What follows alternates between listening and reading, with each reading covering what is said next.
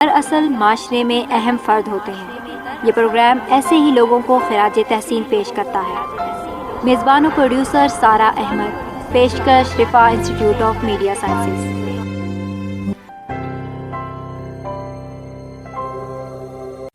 بسم اللہ الرحمن الرحیم۔ السلام علیکم لسنرز، آپ سن رہے ہیں رفا ایف ایم 102.2 اور رفا ایف ایم 102.2 میں پروگرام میرا تعارف کے ایک اور قسط کے ساتھ میں ہوں آپ کی ہوسٹ سارہ احمد، اور آپ کو کہتی ہوں اس پروگرام میں خوش آمدید۔ اور لسنرز، میں آپ کو بتاتی چلوں اس پروگرام کے حوالے سے کہ اس پروگرام میرا تعارف میں جہاں ہم آپ کو تعارف کرواتے ہیں معاشرے میں موجود ان لوگوں کا جن کو اس معاشرے میں اتنا خاص مقام نہیں حاصل ہوتا، لیکن وہ ہماری زندگی میں بہت اہم رول ادا کر رہے ہوتے ہیں، وہ اس معاشرے میں بہت زیادہ اہم رول ادا کر رہے ہوتے ہیں۔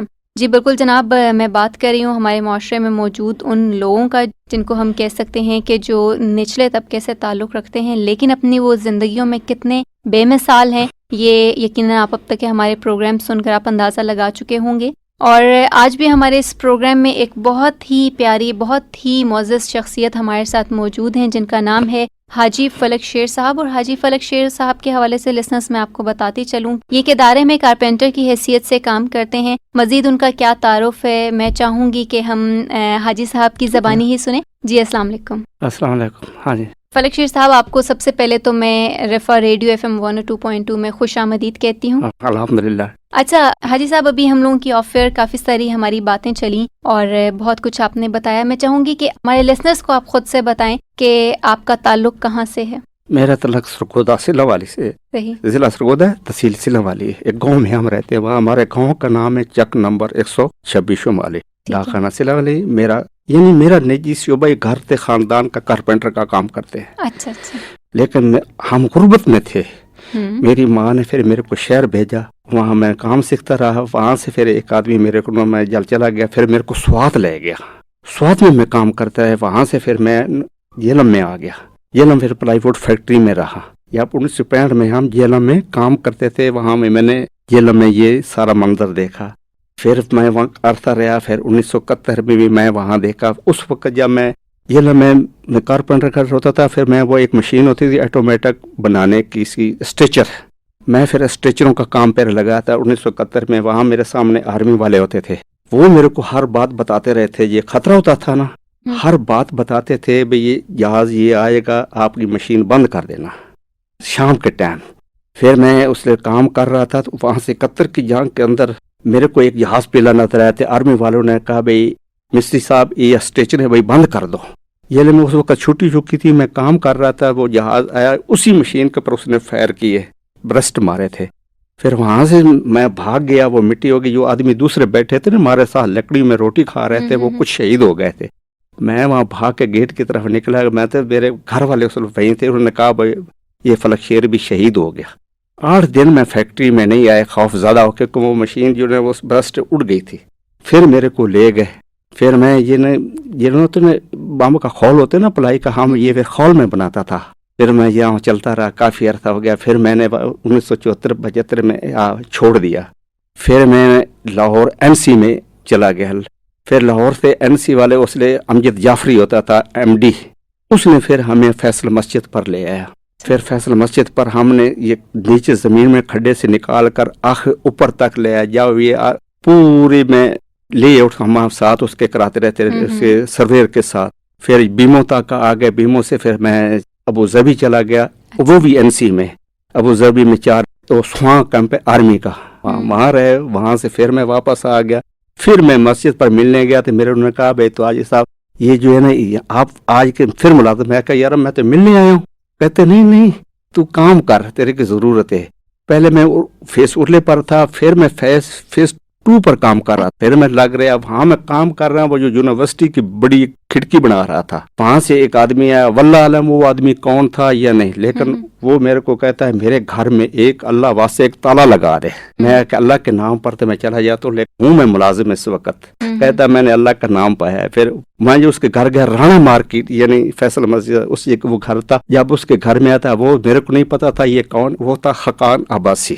جب اس کا میں نے تالا لگا دیا، حالانکہ اس کے پاس بہت انٹرویو دینے والے تھے، لیکن جب میں نے تالا لگایا 5 منٹ میں لگا لیا، ٹھیک ہے۔ کہتا بیٹا باہر جانا چاہتا ہے؟ میں کہ میرے پاس تو پیسے نہیں ہے۔ کہتے پیسے نہیں لگیں گے، یہ میری پرچی لے اور ہولی فیملی کے پیچھے چلا جا, پاسپورٹ ہے؟ میں کہ ہاں پاسپورٹ ہے. یعنی میں ہولی فیملی کے پیچھے ایک تھوڑا ان کا دفتر وہاں گیا, انہوں کو کاغذ دیا, انہوں نے میرے کو سلیکٹ کر دیا. میرے دن تھوڑے تھے, 31 تاریخ یعنی 1982 میں کتنا اسی وقت جو میرے کو لیٹری بنا دیا, سب کچھ کر دیا. کہتے ابھی جو نا تم سعودی چلا. میں نے گھر والے کو نہیں بتایا, کسی نے کوئی بتایا. شام کے ٹائم میں نے میرے کو فلیٹ ہو گئی, کپڑے بھی کوئی نہیں اٹھائے, گھر والوں کو میں نے وہاں سعودی سے جا کے فون کیا, میں کہ میں تو سعودی میں آ گیا. پھر اسی وقت جو ہے نا پھر حاج اکبر آ گئی. پھر میں نے حاج اکبر کا کیا, سارا پروگرام دیکھا اپنی آنکھوں سے. مقدر حج تو میں نے پہلے کی ہوا دادے کے ساتھ, لیکن اس نے ناشعوری تھی. پھر بہت آدمی مر گئے. یعنی وہ جب بندے کہاں مرے تھے, جہاں یہ جمرات کو یہ کنکریاں مارتے ہیں.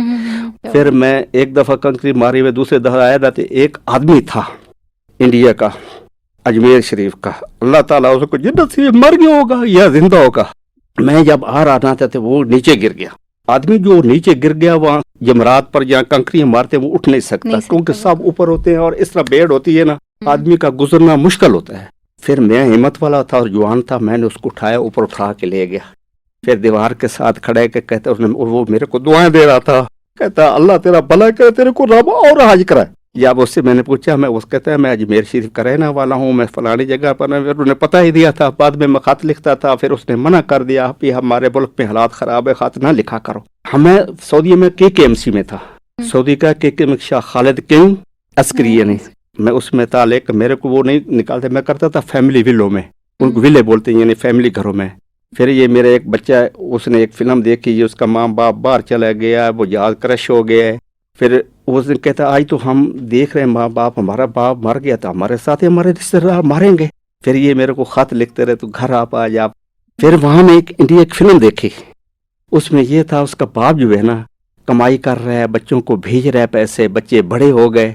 پھر جب میرے ذہن میں جب گھر آیا نا تھے, وہ بچوں کو پیار کر رہے تھے, وہ اس کی بچیاں جوان اور شادی کے قابل کو نہ. ابا جب پیار کے موسم تھا آپ نہیں آئے تھے, اب اس کیا ضرورت ہے, ہم اگلے گھر میں جائیں گے. یا میرے یہ ذہن میں آ گیا, اور بچہ بھی میرا کہ ایک ہفتہ 2 ہفتے روٹی نہیں کھائی.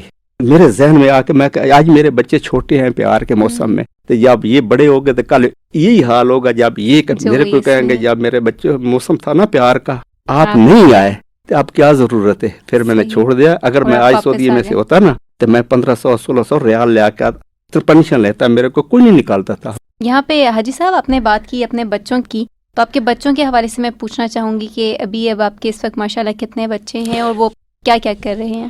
میرے 2 بچے ہیں, 3 بچی ہیں. ایک بچہ جو ہے نا میرا وہ قرآن پاک کا حافظ ہے ماشاءاللہ, ابھی اس نے لکڑی کا کام کرتا ہے. دوسرا بڑا بچہ ہے میرا وہ الیکٹرونک کا کام کرتا ہے. 3 میری بچی ہیں, ایک بچی 8 جماعتیں کی ہیں, قرآن پاک کے حافظ ہے. سینٹر والی بچی ہے, اس نے میں BA کرایا مارگ اللہ کالج اسلام آباد میں, وہ بھی قرآن پاک کے حافظ ہے. سینٹر والی بچی میرے گھر کے ساتھ ہے, وہ کہتی میں نے ادھر نہیں کرانی, آپ کو کہیں تکلیف ہوگی تو میں آپ کے پاس ہو جاؤں گا.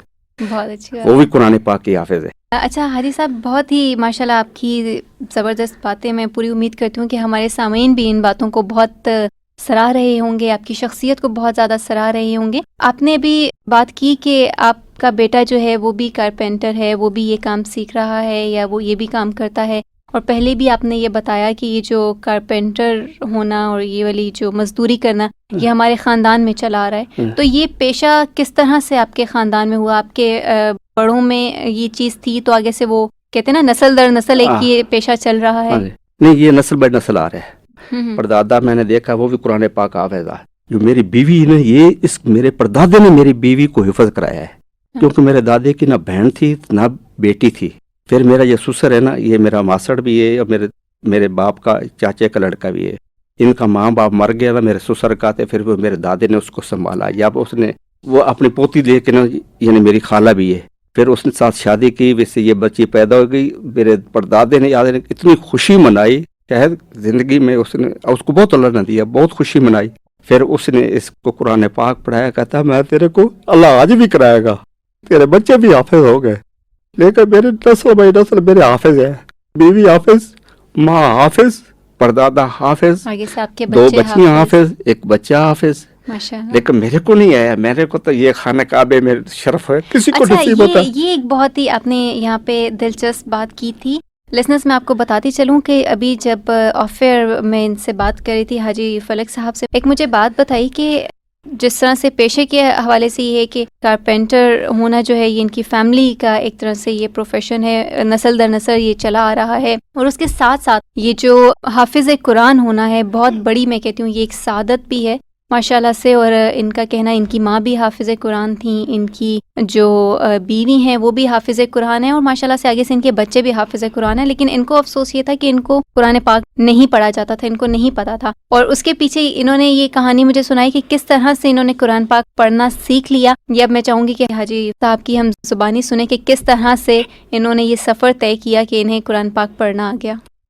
وہ اس طرح میں جب فیصل مسجد پڑھتا نا کام کرتا، یہیں سے پھر یہ جو میں نے کہا نا وہ خقان عباسی آیا، اس نے کہا میرے کو ایک اللہ واسطے تالا لگا تھا، میں خقان عباسی کو نہیں جانتا تھا وہ کون ہے یا نہیں ہے، وہ ایک تالا تھا گولڈ الفا، میرے کو اس کو تجربہ تھا یہ لگانا کس طرح، یہ میں نے 5 منٹ میں لگا دے دیا۔ کہتا آپ بیٹا سعودی نہیں جانا چاہتے؟ میں کہ میرے پاس تو پیسے نہیں، کہتے پیسے نہیں لیں گے، پاسپورٹ تو ہے۔ پھر میں نے کہا ٹھیک ہے پاسپورٹ لے گیا، اس نے میرے کو پرچی دی، اس نے ہولی فیملی کے پیچھے ان کا دفتر تھا، میں وہاں اس کو دیا اور کر دیا، میں 2 دن میں میرے کو سعودیہ بھیج دیا۔ وہاں میں KKMC میں یعنی سعودی عرب میں الحافر باطن میں ماں کو بلایا، وہ 86 کے اندر ماں، جس طرح عام آدمی کہتے ہیں ماں دعا کر، ہر گاڑی پر لکھا ہے ماں کی دعا، لیکن ماں کی دعا اثر کرتی ضرور ہے۔ میں یہاں کہتے ماں کو کہتا، لوگوں کو ہم دیکھتے تھے غربت تھی، ماں کو دیکھتے تھے کہتے ماں دعا کر تو قرآن پاک کی حافظ ہے، کہتی بیٹا آپ کو اتنی اللہ تعالیٰ دولت دے گا، اگر تو ضائع نہیں کرے گا نا تو تیرے کو دنیا دی کوئی طاقت کھو نہیں سکتی نا پنجابی چ۔ میں کہا کب دے گی؟ نبی میں بیٹھے ہوئے تھے نا، تے میں نے ماں نے کہا ابھی تو دعا کر دے، لوگوں کی ماں دعا کرتی ہیں کیا کیا ہو جاتا ہے۔ کہتا اس وقت روضہ رسول کے سامنے بیٹھے ہیں، ساتھ بٹھائے، یعنی اثر کا ٹائم کہ بیٹا ابھی اس سے دولت اور کون سی چاہیے، اگر تو یہ ایک حج کی دوسری کی کس طرح تو نے کیسے ہو رہی کوئی بڑی دولت ہے، یہ دولت بہت ہے۔ میں 6-7 حج کے، حج اکبر بھی میرے کو صدارت کیے۔ پھر یہ دیکھیں اب قرآن پڑھنے کا طریقہ ہے، پھر میں نے پھر KKMC میں چلا گیا، شاہ خالد کے عسکری میں، وہاں چلے گئے، پھر وہاں میں دعا مانگتا یا اللہ، ماں باپ تو میری ماں تو گھر آ گئی، یا اللہ میرے کو قرآن شریف پڑھنا آ جائے۔ لیکن اس وقت کارپینٹر تھا، اور کارپینٹر کی حیثیت سے میں مکہ معظمہ میں چلا جاتا تھا، پھر میں دعا مانگتا یا اللہ میرے کو میری بیوی حافظ، بچے حافظ، ماں حافظ، میرے کو قرآن شریف نہیں آتا۔ میری بیوی کی لڑائی ہوتی تھی، وہ ایک پا پڑھتا تھا، غلط کہتی آتی بیوی باپ خامند کو پڑھا سکتی ہے، خامند یہ ہے وہ بیوی کو پڑھا سکتا ہے، کیونکہ ہمارے خاندان میں وہ اس کی زیادہ عزت کرتے تھے، کیونکہ اسے بچے بھی حافظ، آپ بھی حافظ، سانس بھی حافظ، پردادا بھی حافظ، یعنی اس کا پردادا میرا پردادا ایک ہے۔ پھر میں دعا مانگتا، پھر میں بیوی کو جب بلایا خانے کعبے میں بیٹھا، وہاں میں دعا مانگ رہا یا اللہ میں قرآن شریف پڑھے۔ اثر کا ٹائم تھا اس وقت، ایک شخص آیا پتہ نہیں، وہ کہتا تیری جیب میں اتنے پیسے ہیں وہ میرے کو دے دے۔ میں نے بسم اللہ کر، میں کہ خانہ کعبے کا سامنے نالا جو ہے نا، پر نالا پر نظر آ رہا ہے، میں کہ اللہ کے گھر میں سودا کارو دیکھا جائے گا، جو میرے ساتھ آیا نا دوسرے حج سے، بیوی طلاق میں ان سے لے لوں گا، بیوی سے خرچے کر لوں گا، اس کو میں نے دے دے۔ کہتا بیٹا اگر قرآن شریف پڑھا ہے تو ابھی ادھر حفظ کر جائے گا، اگر قرآن شریف نہیں نہ پڑھا ہوا تو تیرے کو ادھر پڑھنا آ جائے گا، لیکن تو روان سے نہیں پڑھے گا، تو اڑ اڑ کے پڑھے گا، پڑھ لے گا، جوڑوں سے پڑھے گا، اڑ اڑ کے پڑھ لے گا، قرآن پڑھ لے گا۔ میں نے اس کو دیے، جب ادھر دیکھا تو کوئی چیز نظر نہیں آئی، یعنی کوئی ہے بھی آدمی کہ نہیں، لیکن اس آدمی کی شکل میری زندگی بھر وہ نہیں اتری۔ پھر میں نے اپنے جہاں ہمارا کام تھا نا، میں ادھر سے میں گیا، میں کہ بیوی آئی تو میں دوسروں ساتھیوں سے میں کہ کچھ پیسے ریال لے لیتا ہوں۔ جب میں نے اپنا وہاں بینک کھولا تو وہی پیسے میرے بینک میں پڑے ہوئے سارے۔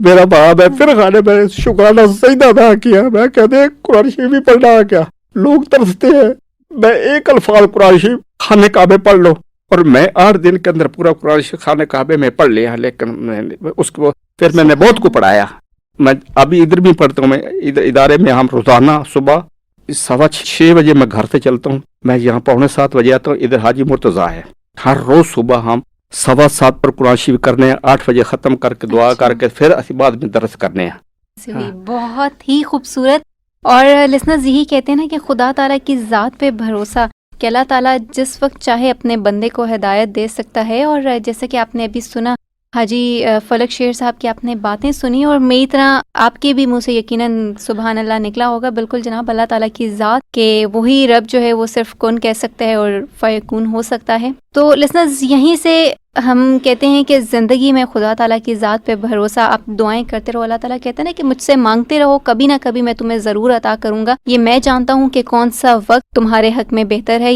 زندگی کے آپ نے اتنے لمحات گزارے ہیں، تو زندگی کے حوالے سے آپ کا فلسفہ کیا ہے؟ آپ زندگی کو کیا سمجھتے ہیں؟ دیکھو زندگی تو ایک اللہ تعالیٰ کی امانت. میں ہر روز یہی دعا مانگتا ہوں، یہ میرا آخری دن ہے، یہ آخری رات ہے. میں 5 وقت نماز پڑھنا میرے بچپن کی ہے. میرے کو دادا اٹھاتا تھا، پھر ماں اٹھاتی تھی. 5 وقت پڑھتا ہوں. پھر بعد ٹائم میں عشاء کی چھوڑ دیتا تھا. پھر خواب میں میرے کو اٹھاتا ہے، آپ نے دیکھ کے بھی نماز نہیں پڑھتا. پھر میں بچپن سے نماز پڑھتا ہوں، تہجد پڑھتا ہوں، بیوی پڑھتی، یا میں میرے ساتھ ہو تو وہ میرے کو اٹھا دیتی ہے. یہ زندگی میں، لیکن میں نے ماں باپ کی بے فرمانی نہیں، میں نے نہیں. خدا جانے پتہ نہیں اسی ماں کی دعا ہے یا باپ کی دعا ہے یا میرے بچوں کی ہے یا کس کی ہے. میں نے بے فرمانی کبھی آج تک نہیں کی. مان ایک دفعہ میرے باپ نے میرے کو کتا بتا کہہ دیا تو میں کہا کیوں؟ کہتا یہ میری گالی نہیں ہے، گھیو کی نالی، جب میں مر جاؤں گا تو آپ یاد کرو گے. لیکن میں نے ماں باپ کو نہیں دکھایا. پتہ نہیں انہیں کی دعا سے میرے یہ بچے حافظ ہوئے ہیں. انشاءاللہ یہی کوشش کی تھی رزق حلال کھاؤں. کیونکہ میں ایک بچپن ایک کسی بزرگ نے تقریر کی تھی نا، بچہ اسی کا حفظ کرتا ہے جو جس نے اس نے رزق حلال کھوایا ہوا ہے. دوسرا بچہ حفظ نہیں کر سکتا. باتیں تو ہمارے پاس بہت ساری ہیں فلک صاحب، لیکن وقت کیونکہ ہمارے پاس کم ہے. آپ کا بھی ہم نے اتنا سارا ٹائم لیا تو میں نہیں چاہوں گی کہ آپ کا مزید وقت ہم لوگ لیں، کیونکہ آپ بھی ایک بہت ہی ذمہ دار آپ مزدور ہیں، اور مزدور کو اپنی ذمہ داری کا احساس کس طرح سے ہوتا ہے یہ تو بخوبی آج آپ کی باتوں سے، آپ کے اس تعارف سے بالکل اندازہ ہو گیا. آخر میں چاہوں گی کہ اس پروگرام میرا تعارف کے توسط سے آپ اپنے سامعین کو کوئی پیغام دینا چاہیں تو. میں تو یہی کہتا ہوں، ایک اور نیک، اللہ ایک اور نیک، ایمان سرداری سے رزق کماؤ. میرا خیال ہے کسی جگہ دکھ نہیں. جو رزق حلال کھاتا ہے نا، نہ تو اس کے گھر میں بیماری ہوتی ہے، نہ اس کو تکلیف ہوتی ہے. حقیقت حالانکہ میں نے ایک دوسرا حضرت علی رضی اللہ عنہ قول ہے، وہ آدمی امیر ہوتا ہے جو بے ایمانی کرے گا. ہم یہاں دعائیں مانگتے ہیں، یا اللہ میری یہ دعا منظور ہو سکتا ہے ہماری زندگی میں یہ وہ بلائیں ٹل گئی ہوں گی، اگلے جان ہماری وہ یہ دعائیں جمع ہوتی رہیں گی. نائل جیل دے تو عقل دینا اللہ کا کام ہے. جو ایک کارپینٹر ہوتا ہے وہ پورے ایک برش سے جتنا عقل رکھتا ہے. بڑا پڑھا لکھا کتابوں میں سے آئے گا نا تو کارپینٹر کو سوچ ہوتا ہے، لیکن صحیح ایمانداری سے کارپینٹر کرے، ہر گھروں میں کام کرتے ہیں. باقی اللہ ہر کی دعا منظور کرے، جیسے ایمانداری سے، بے ایمانی سے نہیں ہوگا. بہت ہی اچھا میسج آپ نے دیا. جی لسنرز، یہ ہمارے ساتھ موجود تھے حاجی فلک شیر صاحب. ان کی آپ نے باتیں سنی اور میں پوری امید کرتی ہوں کہ ان کی باتیں آپ کو پسند آئی ہوں گی. اتنا زبردست انہوں نے میسج دیا کہ اگر آپ رزق حلال کمائیں گے تو یقیناً اللہ کی ذات آپ سے اس دنیا میں بھی خوش ہوگی اور آخرت میں بھی آپ کے اعمال کا صلہ جو ہے وہ آپ کو بہت ہی اچھے انداز میں آپ کو ملے گا. اور جو رزق حلال اس دنیا میں کماتا ہے وہی اس دنیا میں بھی خوش رہ سکتا ہے. اسے گھر میں کوئی پریشانی نہیں ہے، کوئی تنگی نہیں ہے، کوئی بیماری نہیں ہے، اور آخرت میں بھی جب اسے رب تعالیٰ کی طرف سے خوشنودی اور نیک صلہ ملے گا تو اس سے بڑھ کر لسنرز کیا بات ہو سکتی ہے. آپ نے تعارف سنا حاجی فلک شیر صاحب کا. امید کرتی ہوں آپ کو پسند آیا ہوگا. حاجی صاحب آپ کا بہت شکریہ کہ آپ آج ہمارے پروگرام میں آئے اور آپ نے ہمارے سامعین کے ساتھ اتنی خوبصورت باتیں کی. سب کو السلام علیکم، سب کو مبارکباد دیتا ہوں. حق لال کماؤ، حق لال کھاؤ، خوش رہو، گھر بھی تو باہر بھی، بچے بھی خوش رہتے. یہ بات ہوتی ہے اگر میاں بیوی بچوں کے سامنے لڑائی جھگڑا کرے تو وہ بچے پر اثر رہتا ہے، بچوں پر اثر آتا ہے. یہ میری التجا ہے. اگر ٹھیک ہے میاں بیوی میں خفتی ہوتی ہے، بچوں کے سامنے لڑائی جھگڑا نہ کرو. اگر بیوی لڑتی ہے تو میاں خاموش رہے. میاں خاموش ہے. میاں وہ ایک آدمی تھا میرا تعلقات، وہ کہتا ہے یار میرے گھر میں تو روز لڑائی کرتی. میں یار ٹھیک میں ابھی تفصیل لکھتا ہوں. کیا لکھنا ہے؟ اس کو 2 کاغذ کر کے میں کہ جب تیرا میاں لڑائی شروع کر دینا تو اس دندوں میں نیچے رکھ کے دبا رکھنا. وہ میرے دادا بات بتاتا کہتا جب وہ بولے گی نہیں تو لڑائی کیسے کرے گی. وہ یہ اس نے کیا نا. میں پھر گیا نا 1-2 مہینے بعد کہتی ابھی کوئی لڑائی نہیں. میں کہ وہ طویل کہتے میں رکھا، میں ابھی اس کو کھا جا. یا میں کاغذ سادہ تھا، وہ کھانا لکھا ہوتا ہے ہی کچھ نہیں تھا. وہ لڑائی زندگی ختم ہو گئی. بہت ہی خوبصورت بات. جی لسنرز، یہ ایک اور انہوں نے آپ کو جاتے جاتے ایک اور طریقہ بتا دیا کہ دیکھیں آپ کس طرح سے خوش رہ سکتے ہیں. بالکل آج کل فیملی میں جو بہت ساری کانفلکٹس چلتے رہتے ہیں اس کی وجہ یہی ہوتی ہے کہ کیونکہ والدین لڑائی کر رہے ہوتے ہیں تو اس کا اثر بچے لیتے ہیں اور بچے بھی پھر وہی والا بیہیویئر کو اڈاپٹ کر لیتے ہیں. تو کوشش کیجیے کہ اپنے بچوں کے سامنے آپ پرسکون اور خوشگوار ماحول رکھیں تاکہ آپ کے بچے جو ہیں وہ پرسکون اور خوشگوار ماحول میں جب پلیں بڑھیں گے تو وہ بھی اس ماحول سے بھی اچھا اثر لیں گے اور اس ماحول کے ایک میں کہوں گی کہ بہت ہی فرض شناس شہری بھی بن پائیں گے. اور اس کے ساتھ ساتھ میاں بیوی کی انڈرسٹینڈنگ کے لیے بھی ایک اور انہوں نے بتایا کہ آپ تعویذ اس طرح سے بنا کے رکھ لیں. اور اسی کے ساتھ ہی لسنرز امید کرتی ہوں آپ کو پروگرام پسند آیا ہوگا. آپ ان باتوں پہ جو آج حاجی فلک شیر صاحب نے آپ کو آخر میں آپ کو پیغام دیتے ہوئے بتائیں, آپ ان پر عمل کریں گے. نیکسٹ پروگرام تک کے لیے میں آپ سے چاہوں گی اجازت. نیکسٹ پروگرام تک کے لیے آپ کو کہوں گی فی امان اللہ, جہاں رہیے خوش رہیے. ابھی آپ پروگرام سن رہے تھے میرا تعارف.